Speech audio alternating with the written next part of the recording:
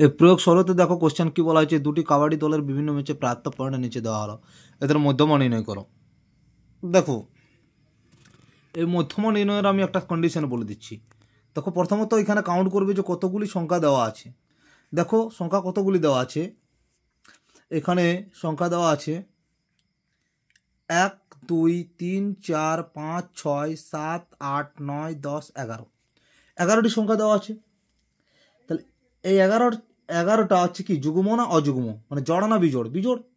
তাহলে যদি আমাদের পদ সংখ্যা কি হয়, বিজোড় হয় টোটাল, তাহলে কি করতে হবে, ওই বিজোড় সংখ্যার সাথে ১১টি হচ্ছে ১১-র সাথে ১ যোগ করবে। কত যোগ করবে? ১ যোগ করবে। তাহলে কত হচ্ছে ১২। ওই ১২কে ২ দ্বারা ভাগ করলে কত হচ্ছে ৬। মানে কি করবে, যদি ১১টি সংখ্যা হয় বিজোড় সংখ্যা তার সাথে কি করবে, ১ যোগ করবে, তাকে ২ দ্বারা ভাগ করবে, মানে ১১ + ১ = ১২, ১২/২ = ৬। তাহলে এই ষষ্ঠতম যে পদটা সেটা হচ্ছে কি আমাদের মধ্যমা।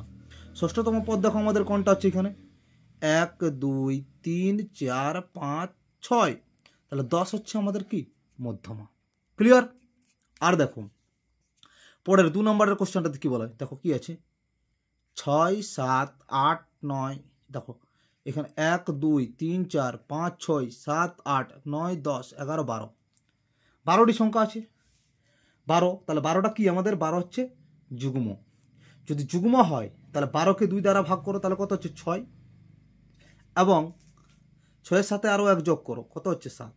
তাহলে ষষ্ঠতম পদ প্লাস সপ্তমতম পদের যোগফল করে তাকে ২ দ্বারা ভাগ করতে হবে। তাহলে ষষ্ঠতম পদ দেখো কোনটা আমাদের ১, প্রথম দ্বিতীয় তৃতীয় চতুর্থ পঞ্চম ষষ্ঠ, ষষ্ঠ হচ্ছে ১০, আর তারপরের ষষ্ঠতম আর ষষ্ঠের পরে কত হচ্ছে সপ্তম, এই দুটো যোগ করবে ১০ + ১৫ যোগ করলে কত হবে ২৫, আর ২৫কে ২ দ্বারা ভাগ করলে হতে 12.5। তাহলে 12.5 হচ্ছে আমাদের কি মধ্যমা। ক্লিয়ার?